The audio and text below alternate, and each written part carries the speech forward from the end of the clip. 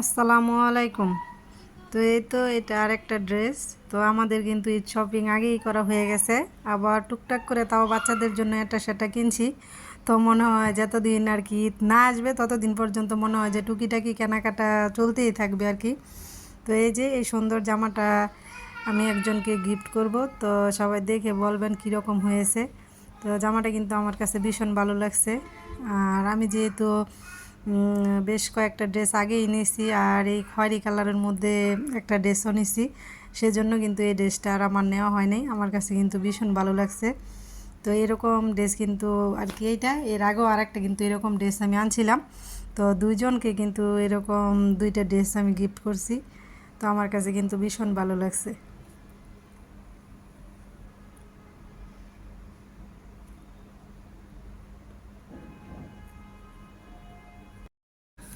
তো যারা যারা আমার ভিডিও দেখা শুরু করেছেন, প্লিজ একটি লাইক দিয়ে দিবেন। আপনার একটি লাইক কিন্তু আমার কাছে খুবই মূল্যবান। তো আপনার মতো আরও অনেকের কাছে পৌঁছে দিতে কিন্তু সাহায্য করবে। তো যারা আমার চ্যানেলে নতুন, চাইলে কিন্তু চ্যানেলটি ভিজিট করে দেখতে পারেন। যদি আপনাদের কাছে এরকম লাইফস্টাইল ব্লগ ভালো লাগে, আমার চ্যানেলটি সাবস্ক্রাইব করে আমার পাশে থেকে যাবেন।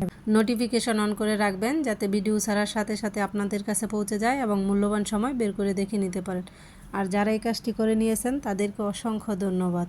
তো এই তো এদিক দিয়ে কিন্তু আমি বিছানাটা সুন্দর করে গুছাই নিতেছি। আর বিছানার মধ্যে যে র্যাকসিন বা ওয়াল ক্লথটা থাকে, ওইটা নামায় বিছানাটা ভালোভাবে ঝেড়ে মুছে তারপর কিন্তু আবার বিছাবো। তো একটু চোখের শান্তির জন্য ওইটা একটু রাখলাম, একটু পর বিছাবো আর কি। তো এমনিতে দেখতে কিন্তু খুবই ভালো লাগে, মানে যেহেতু ছোট বাচ্চা আছে সেজন্য কিন্তু এই ভ্যাকসিনটা আর কি বিছাইতে হয় এই আর কি। আর এই যে দেখেন দক্ষিণের বাতাসে কিন্তু এত সুন্দর করে পর্দাগুলো দুলতেছে, বিছানার চাদরটা দুলতেছে, খুব সুন্দর বাতাস কিন্তু বইতেছে। তো গরমকালে কিন্তু বাতাস খুবই ভালো লাগে। আর এই তো দেখেন আমার জুতার র্যাকের দুরবস্থা। তো আজকে এগুলো সব জুতা বের করে আর কি মুছে পরিষ্কার করে তারপর আবার সাজায় গোজায় রাখবো আর কি। তো জুতার র্যাকে শুধু জুতো আনা, আমি কিন্তু আমার যে প্রয়োজনীয় ব্যাগগুলো আছে আর কি হুটহাট করে বাজারে চলে যাই, ওই প্রয়োজনীয় ব্যাগগুলো কিন্তু এই জায়গায় রাখি। আর যেগুলো বেড়াইতে যাব ওইগুলো কিন্তু আবার হয়তো বা আমি আলমারিতে তুলে রাখি। তো প্রথমে আগে আমি টিভিটা মুছে আর জুতার র্যাকের উপরে সুন্দর করে মুছে পরিষ্কার করে তারপর কিন্তু নিচের দিক দিয়ে পরিষ্কার করে নিব। তো জুতা পইরা এদিক সেদিক যাই আইসা শুধু রাইখা দেই। তো কয়েকদিন পর পর কিন্তু বের করে মুছে পরিষ্কার করে নেওয়া হয়। তো এই যে কী পরিমাণ বালি যে পড়ছে, তো আজকে এগুলো মুছে পরিষ্কার করে তো ঘরটাও কিন্তু আজকে মুছে দিতে হইব, নয়তো ঘরের মধ্যে ফাড়া দেওয়া যাইব না বালুর জন্য আর কি। তো সেই জন্য ভাবলাম আগে জুতার একটা পরিষ্কার করি, তারপর ঘর ঝাড়ু দিব, তারপর মুছবো আর কি।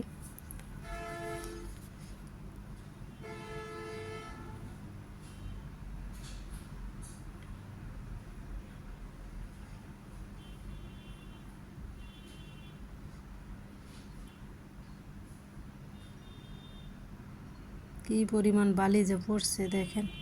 তো এই তো জুতার একটা কিন্তু আমি খুব সুন্দর করে গুছাই নিলাম।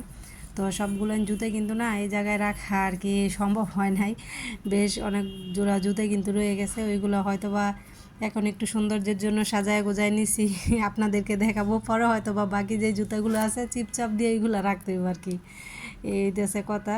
তো মনে হইতেছে যে মানুষের তুলনায় জুতার পরিমাণ একটু বেশি হয়ে গেছে, সেজন্য আর কি জুতার র্যাকের মধ্যে আর নিতেছে না। তো এই তো সুন্দর করে জুতার একটা গুছাই নিলাম। আর এই তো এদিক দিয়ে দেখেন জুতার র্যাক পরিষ্কার করার পর যে কি পরিমাণ বালি পড়ছে, আর যেগুলা প্রয়োজন মনে হইতেছে না জুতো ওইগুলো আর কি ফেলে দিব, কি পরিমাণ বালি যে জমছে। তো এই তো এদিক দিয়ে কিন্তু আমি ঘরটা সুন্দর করে ঝাড়ু দিয়ে নিতেছি। তো ঝাড়ু দেওয়ার পর কিন্তু ঘরটা মুছবো। আর রাস্তার বালি সব তো ঘরে আসে, এত পরিমাণ বালি উড়ে বাতাসে।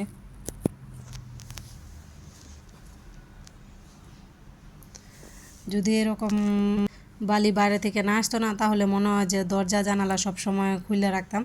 তো এই বালি আসার কারণে দরজা জানালা সব সময় খুলে রাখাটা সম্ভব হয় না, বেশিরভাগ সময় কিন্তু দরজা জানালা বন্ধ করেই রাখতে হয়। আর এই তো এদিক দিয়ে একটু বাইরের দৃশ্য দেখা যাচ্ছে। আর আমার মেয়ে কিন্তু আর কি জানালার যে গ্রিলগুলো নাচছে বারান্দার গ্রিলগুলো সুন্দর করে মুছে নিতেছে। তো এই কাজগুলো না আমার মেয়ে কিন্তু এই দুই একদিন পর পরই করে, কিন্তু করলে কী হইব, পরিষ্কার রাখা যায় না বালুর জন্য। তো তো যতটুকু সম্ভব চেষ্টা করি আর কি পরিষ্কার পরিচ্ছন্ন রাখার জন্য।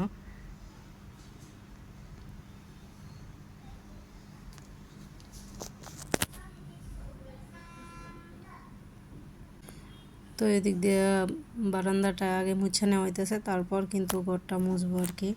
আর এই তো দেখেন এদিক দিয়ে আমার ছেলে এসে আবার ডিস্টার্ব করতেছে আর কি, যেই জায়গায় কাজ করতে যাই ওই জায়গায় চলে আসে। আর রান্না বাড়া করবো, কি রান্না করব বুঝতেছি না। তো ফ্রিজ খুলে দেখি যে গাজরগুলো ছিল, মনে হইতেছে সবগুলো গাজরই নষ্ট হয়ে যাইতেছে। তো ভাবলাম যে আজকে গাজর দিয়ে আলু দিয়ে একটা ভাজি করি, তো হয়তো বা আর কি ইফতারি টাইমে ভাতের সাথে খাওয়া হয়ে যাব। তো একটা ভাজি করে নেব আর কি। তো এই তো গাজরগুলো কিন্তু কেটে নিছি। তো আমার শাশুড়ি আবার এদিক দিয়ে যে কিছু লাল শাক আর কি পাঠাইছে। তো এগুলো শাকগুলো কিন্তু খুবই সুন্দর, একবারে মাত্র ক্ষেত থেকে উঠে আনা হয়েছে আর কি। তো লাল শাকগুলো ভাজি করব।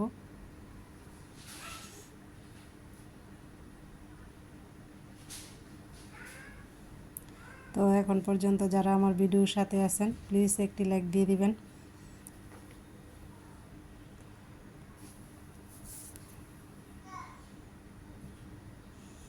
শাকগুলো কিন্তু খুবই সুন্দর, একবারে টাটকা মাত্র ক্ষেত থেকে তুলে আনা হয়েছে। আর যে প্রচুর পরিমাণ বালিও কিন্তু আছে শাকের গোড়ার মধ্যে। তো এগুলো ভালো করে পরিষ্কার করে নিতে হইব।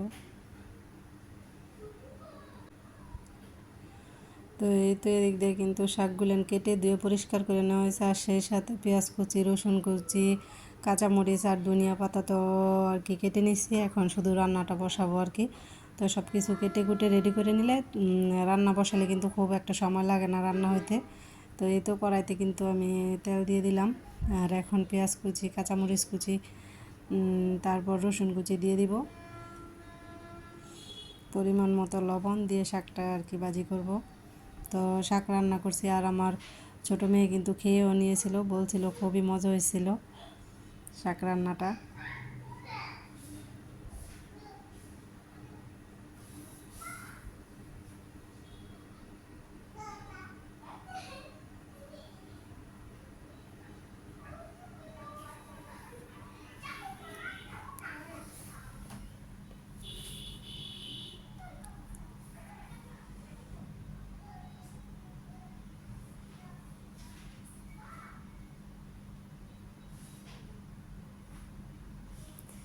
তো শাকের মধ্যে এত পরিমাণ পানি উঠছে, এই পানিগুলো কিন্তু সব শুকাইতে হইব। তো হালকা একটু ঘুরে রাখছিলাম অল্প কিছুক্ষণ, এখন আর ঘুরে রাখবো না, একটু মেলে দেবো যাতে পানিটা তাড়াতাড়ি শুকায় যায় আর কি। তো এই তো রান্নাটা কিন্তু হয়ে গেছে, এখন ধনিয়া পাতাটাও দিয়ে দিলাম।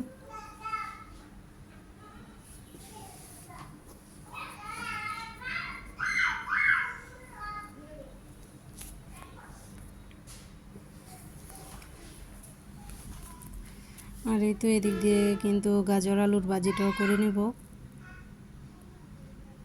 তো আজকে সন্ধ্যায় শুধু ভাজি ভাজি দিয়ে খাওয়া হইব। তো পরে সেহরির জন্য অন্য কিছু করে নেব আর কি।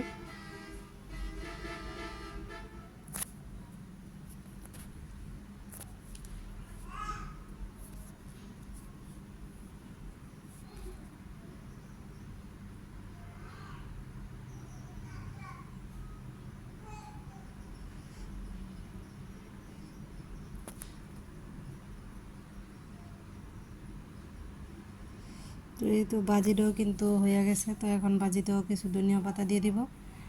তো আমার রান্না বাড়া কিন্তু শেষ। তো সবাই ভালো থাকবেন, আল্লাহ হাফেজ।